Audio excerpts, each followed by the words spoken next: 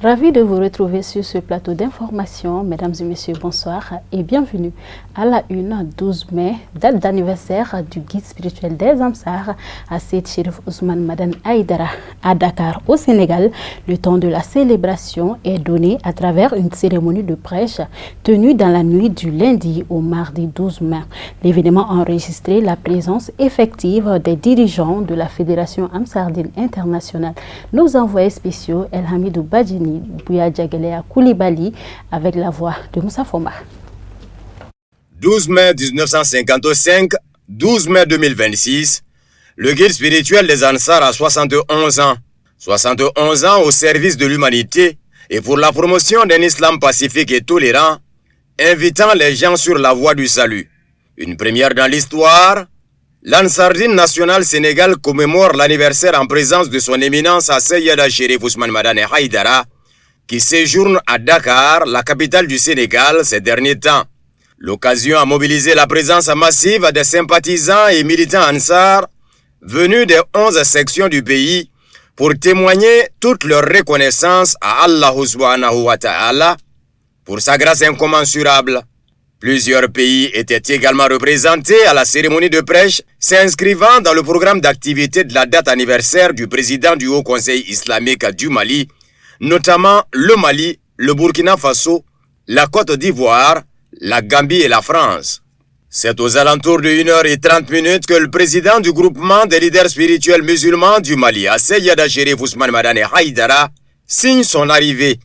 Il est accueilli par un public enthousiaste acquis à la cause. Les salutations d'usage, puis il prend place au présidium dans une joie de grand jour.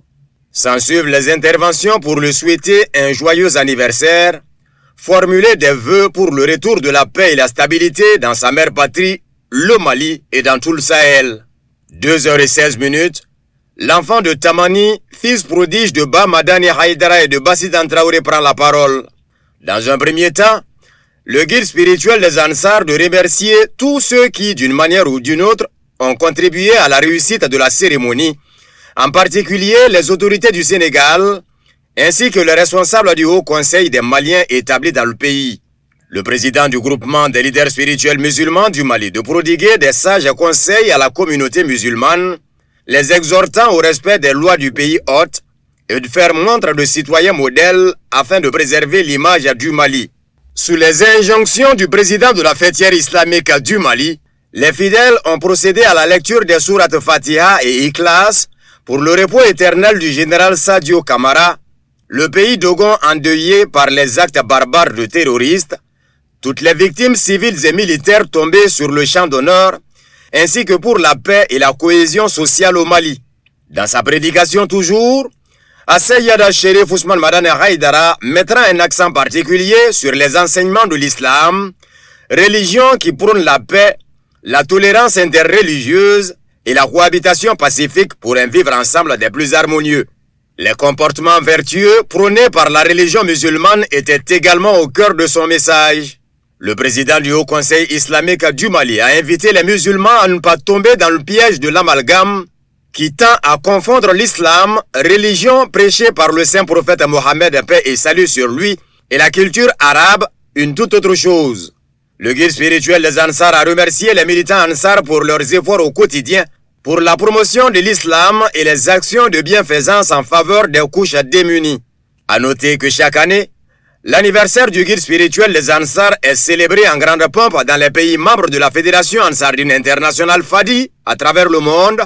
Mais cette année, compte tenu de la situation sécuritaire qui prévaut au Mali et sous le leadership éclairé de Seyyed Cherif Ousmane Madane Haïdara, les festivités seront consacrées aux prêches, lecture de Saint-Coran et bénédiction pour le retour de la paix au Mali, des dons de sang pour sauver des vies et des actions de générosité pour soulager les nécessiteux.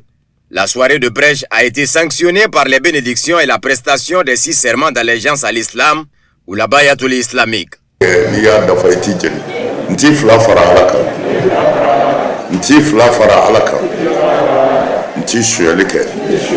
Nti jala yake nti ndemfa nti namara ken sengoro ntake mbuloko nikra Muhammadu embla barajma menambake ala k'a minɛ ala ka yafa ma ala k'an s'a kɔrɔ ala k'an s'a kɔrɔ foli ala Nous restons dans la capitale sénégalaise pour vous proposer certaines impressions des participants de la cérémonie de prêche. Ils s'expriment au micro de nos envoyés spéciaux El Hamidou Badini Bouyadjagle Koulibaly. Alhamdulillah Rabbil Alamin. Nous rendons grâce à Dieu, le Tout-Puissant, le Tout-Miséricordieux, qui nous a montré ces jours-ci, qui est l'anniversaire de notre guide, Asseïd Chérif Ousmane Madana Aïdara. Je parle au nom de toutes les braves dames du Sénégal, précisément la commission de Dakar. Nous ne pouvons que nous en réjouir, car nous avons fait une célébration hors norme.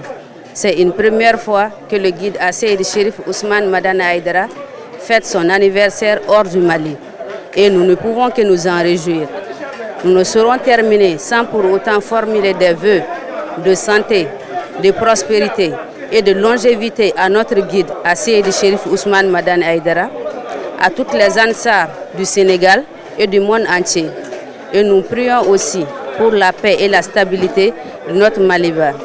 Et nous remercions toute l'équipe de Chérifla TV.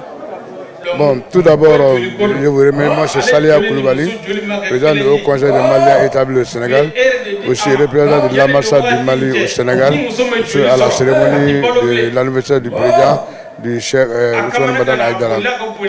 Tout d'abord, on tient à remercier tout le monde.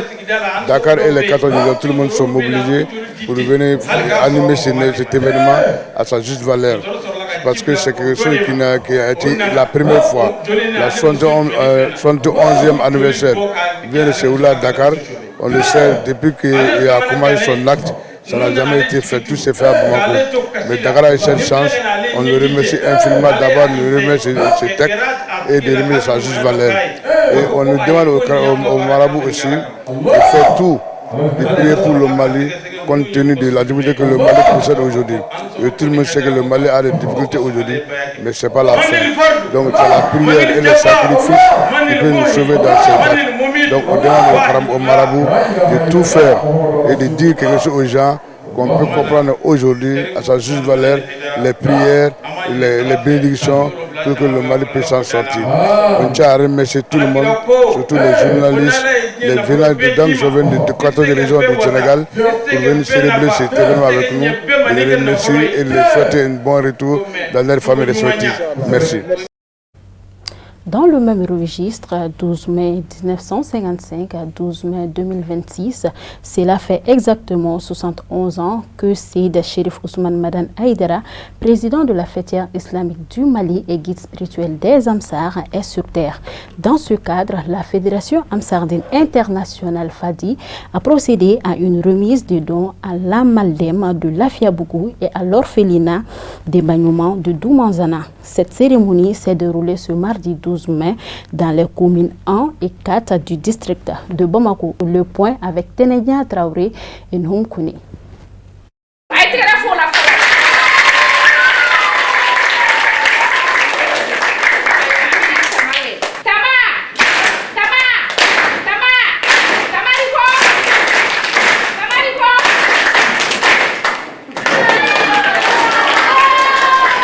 Cette matinée du 12 mai 2026, nous nous sommes rendus dans les locaux de l'Amaldem de Lafiabougou pour remettre des jeux éducatifs, des kits alimentaires et du matériel scolaire au secrétaire général de l'association. Visiblement soulagé, ces derniers confient avec un large sourire.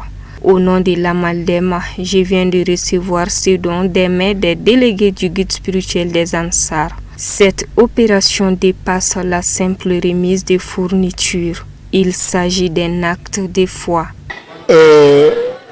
Moi, j'ai un sentiment de très grande joie. Je suis très satisfait du fait que le shérif Ousmane Madana Aïdara ait pensé à nous pour son anniversaire de son 11 ans. Nous sommes très contents et comblés d'avoir ces jeux et ce matériel pour les enfants. Je souhaite que chaque année que Dieu fera, que le shérif pense à l'Amaldem, aux enfants de l'Amaldem. Et nous aimerions même que et se prendre la Maldem pour venir au moins faire des bénédictions pour nous. Un peu plus tard, aux alentours de 11h, à l'orphelinat d'Embagnement de Doumanzana, la promotrice recevant des sacs de riz, des bidons d'huile, des lits et bien d'autres articles, s'est dit satisfaite de ces cadeaux. Elle a remercié le donateur pour ce geste significatif qui comble un besoin urgent tout en renforçant la cohésion communautaire autour de la cause des enfants vulnérables. Donc aujourd'hui c'est l'anniversaire de notre grand imam Bani. Il a dit Ousmane Serifou Aïdara. Ce qu'il a fait là, il a fait pour Dieu. Il a fait pour toi, ce que tu as aimé. C'est ça qu'il est en train de faire. Que Dieu la donne l'amour encore de faire plus que ça encore. Que je salue toute l'équipe, le directeur qui sont à côté de nous aussi. Avec le délégué que je les salue tous aussi. Que merci infiniment. Merci, on n'a rien à vous dire. On vous dit le merci seulement de vous donner le cœur. C'est vraiment, je suis très content avec mes enfants, avec mon équipe. Selon le secrétaire général de la FADI, telle était la volonté de son éminence, Seydi Chérif Ousmane Madani Aïdara, que son anniversaire soit célébré autrement par ses disciples, surtout en cette période difficile qui traverse notre pays. Une minute de silence a ainsi été observée en la mémoire des civils et militaires ayant perdu la vie pour la patrie. Notre guide spirituel, Seydi Chérif Ousmane Madani Aïdara, a soufflé sous ses 71 bougies. Nous sommes très heureux. Au nom des Ansar, c'est un grand jour pour nous. Les bienfaits des guides sur nous, ce n'est pas mesurable. Donc nous, quand quelqu'un te fait du bien et que tu n'es pas en mesure de lui payer son bien, tout ce que tu peux lui dire, c'est de dire merci. Et c'est ce merci qui est là. Nous avons fait une donation à l'orphelinat d'Embagnement, comme nous avons prévu de faire à d'autres orphelinats aussi, dans le cadre de l'anniversaire des guides. Comme cette année, l'anniversaire se passe dans une condition spéciale, le Mali a été éprouvé par l'attaque des ennemis, le deuil national a été décrété et ensuite il y a eu des restrictions sur les mouvements des gens et ces restrictions ont été levées. Il n'y a plus de deuil national, il n'y a plus de couvre-feu, mais les Maliens sont meurtris dans leur cœur. Donc c'est pourquoi le guide il a donné des consignes très fermes aux militants de célébrer l'anniversaire, mais sous une autre forme. Donc il a demandé de célébrer sur les formats humanitaires et spirituels. Donc les bénédictions, les évocations continuent, on a mis un accent sur eux et on a mis de l'accent aussi sur les donations aux pauvres. Le guide, c'est quelqu'un qui aime beaucoup les enfants. Il aime beaucoup les handicapés et il aime beaucoup les nécessités. Donc c'est dans ce cadre que l'orphelinat d'Embagnement a été repéré et recensé et bénéficie d'une donation à hauteur d'1,6 million pour mettre en l'aise les enfants et pour soulager un peu les souffrances. Les messages qu'on a à l'endroit de tous, c'est de continuer à faire des bénédictions pour le Mali et pour l'armée malienne, de continuer à soutenir l'armée malienne par tous les moyens possibles et de continuer de faire des bénédictions pour le Mali et de renforcer la solidarité et le partage entre tous les Maliens pour qu'ensemble, quand il y a l'épreuve, on doit se donner la main pour relever les défis ensemble. Donc nous invitons tous au partage, à la solidarité et au soutien surtout de l'armée. La remise symbolique a marqué la fin de cette initiative qui s'est déroulée dans une atmosphère empreinte d'émotion.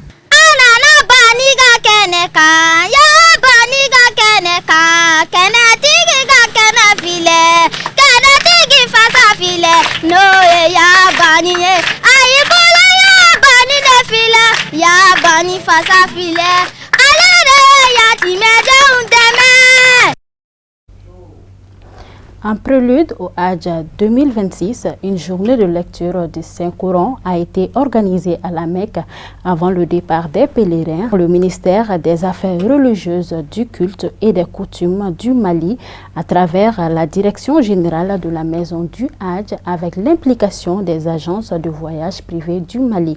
Elle était dédiée à notre cher pays, le Mali, pour qu'il puisse retrouver la paix et la stabilité. La dite cérémonie de prière et de recueillement s'est tenue ce lundi 11 mai 2026 à l'hôtel où logent les pèlerins de la filiale gouvernementale. Nos envoyés spéciaux depuis Médine, Kafouné Bachili, Fousseini Keita. Après la prière de 16h du lundi 11 mai 2026, dans le haram du Saint-Prophète Mohamed Paix Salé sur lui, la filière gouvernementale ainsi que les agences de voyage privées se sont retrouvées au lieu d'hébergement de la filière gouvernementale pour chanter les louanges d'Allah. Cette séance de prière a été initiée par le ministère des Affaires religieuses, du culte et des coutumes du Mali à travers la maison du Hajj du Mali et l'implication des agences de voyage privées du Mali. L'organisation de lecteurs du Coran, c'est que les plus hautes autorités de notre pays, et notamment en l'occurrence le ministre des Affaires religieuses, du culte et des coutumes, Dr Mohamed Oumar Koné, quand il nous a accompagnés à l'aéroport, il a demandé à tous les fidèles de penser au pays à chaque fois qu'on se retrouve en Terre Sainte. Donc aujourd'hui, c'est vraiment pour répondre à son appel. Et on s'est réunis aujourd'hui. La majorité de nos pèlerins étaient là. Vous avez même constaté que vraiment il y a eu beaucoup de monde qui sont sortis pour assister à la lecture du Coran plusieurs fois et prier pour le retour de la paix, la stabilité et la tranquillité et la cohésion sociale au Mali. Donc c'est ce qui est demandé. Donc c'est ça le motif premier de cette lecture du Coran. Pour le Mali, nos pèlerins, comme vous le savez très bien, que vraiment l'organisation des Hajj a changé et puis on a commencé le Hajj depuis le 14 juillet 2025. Les inscriptions, on a terminé avec les inscriptions le 31 décembre. Et le contrat d'hébergement, de restauration, de transport terrestre, de transport aérien, voilà, et au mois de janvier-février. Et en mars, 20 mars déjà, on a terminé avec la majorité de nos visas. Et on peut dire que même vers la fin mars, presque 90% de nos pèlerins, ils ont déjà leur visa en poche. Donc c'est ce qui a fait que vraiment on peut dire qu'aujourd'hui, on est dans l'anticipation de l'organisation du Hajj. Ça s'est très bien passé et on n'a pas eu de difficultés. Compte tenu de la situation mondiale aussi, on peut dire que vraiment on a reçu vraiment le pari parce que déjà 60% de nos pèlerins sont déjà sur la Terre Sainte et les 40% restants aussi dans les jours à venir ils vont nous rejoindre et ça va bien se passer Inch'Allah. Et déjà le séjour à Médine, on a déjà commencé à terminer avec le séjour à Médine et le premier on commençait à aller à la Mecque demain pour préparer le grand jour. Bien sûr, après avoir terminé avec les opérations de la Umrah. On peut dire qu'aujourd'hui, c'est porté sur la situation que nous vivons aujourd'hui. La paix, la stabilité, la tranquillité, vivre ensemble, la cohésion sociale. Au menu, le Saint-Coran a été lu plusieurs fois, suivi d'autres invocations comme Dala el Khairat, en formulant des prières auprès du Créateur afin qu'il les exauce pour la paix, la stabilité du Mali. Pour toute la Maliens, d'abord, chaque année on fait ça, mais cette année c'est spécial quand même, et vu la situation actuelle au Mali, donc on a réuni tous les pèlerins qui sont à côté de filière gouvernementale pour qu'on puisse venir ici de faire les doigts pour les Maliens et pour les Maliens pour que la stabilité vienne au Mali, Inch'Allah. C'est ça seulement, Inch'Allah. On coordonne avec toutes les agences. Comme vu les situations, il y a des agences qui sont en train de faire leur préparation pour le départ à la Mecque. Il y a d'autres qui sont venus. Il y a beaucoup quand même qui ont participé. On a pu effectuer une lecture complète du Coran et de l'Al-Khairat. À travers cela, donc, nous demandons à Allah de donner la paix et la stabilité et la tranquillité au Mali. Et aussi, nous profitons aussi, nous félicitons notre ministre des Affaires étrangères, Dr Mohamed Oumar Koné. C'est lui qui nous a confié les bénédictions et aussi il nous a donné tous les moyens pour organiser cette cérémonie. Donc tous les pèlerins sont là. Donc on a fait beaucoup de prières, comme le prophète même a dit, l'invocation est la moelle d'essence de l'adoration. Notons que cette journée de lecture coranique suivi des bénédictions, se veut une aubaine pour tous les pèlerins maliens assez donnés à fond pour la prière afin de faire du Mali un havre de paix où il fera bon vivre. L'actualité autrement, commentée par Moussa Fomba.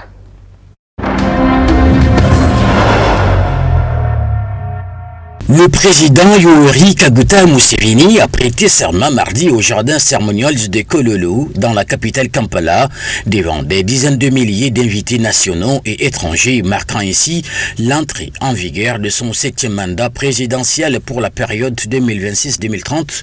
Parmi les dirigeants présents figuraient notamment le président de la République démocratique du Congo, Félix Antoine Tshisekedi Tshilombo, dont la participation a conféré à l'événement une résonance particulière pour la région des Grands Lacs. Dans son adresse inaugurale, le président Museveni a déclaré solennellement « Le chemin parcouru par l'Ouganda a été long, mais régulier ». Museveni, 82 ans, est au pouvoir depuis janvier 1986. Il a remporté l'élection présidentielle du 15 janvier 2026 avec 71,65% des suffrages exprimés selon les résultats officiels proclamés.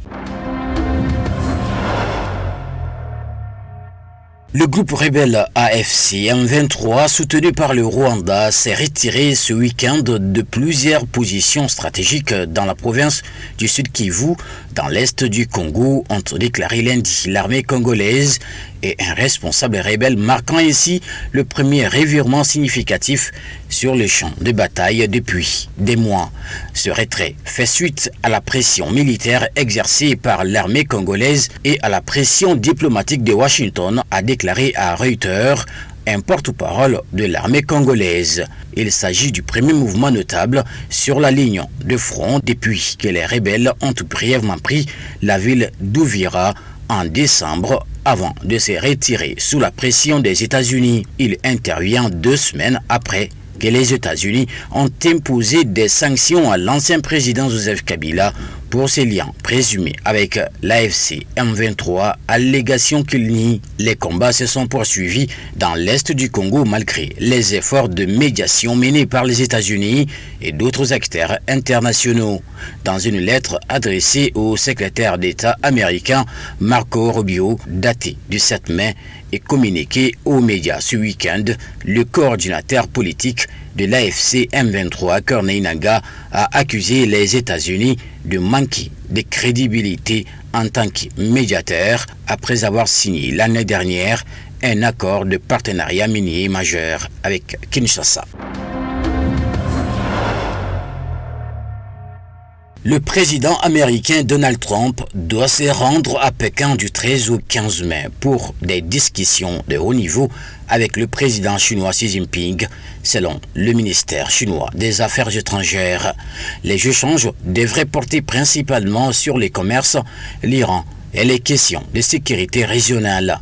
Il s'agirait de la première visite d'un président américain en Chine depuis 2017.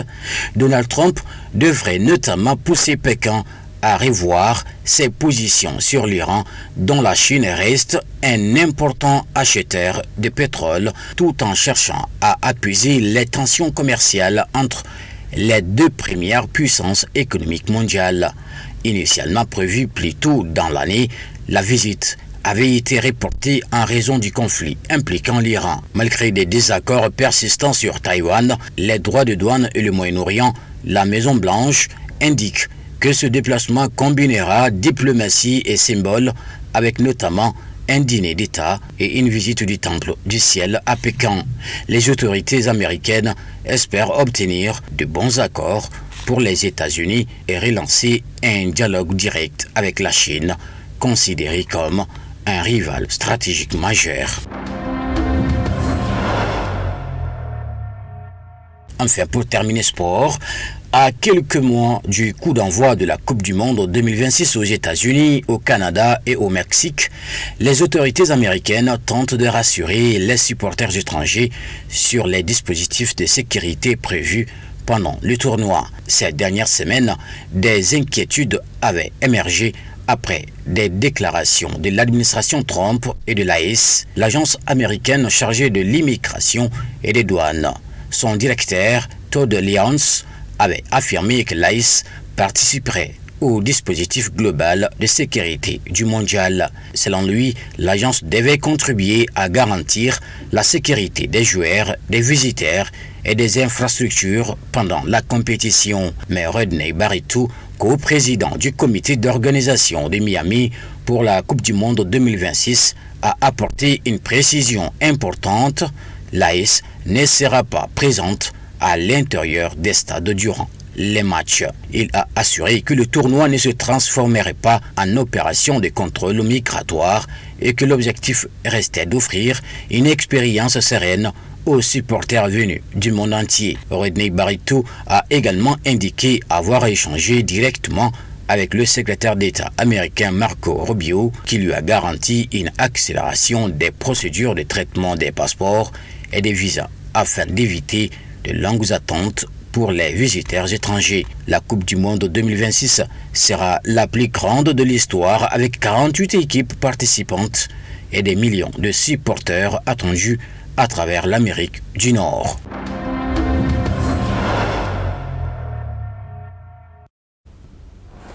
Le tour de l'horizon était commenté par Sadio Sidibé et c'est ce qui met fin à cette édition d'information. Nous souhaitons joyeux anniversaire au guide spirituel des Amsar avec beaucoup de bonheur, prospérité, santé, longévité auprès de nous, Ya Rabbi Aman. Merci.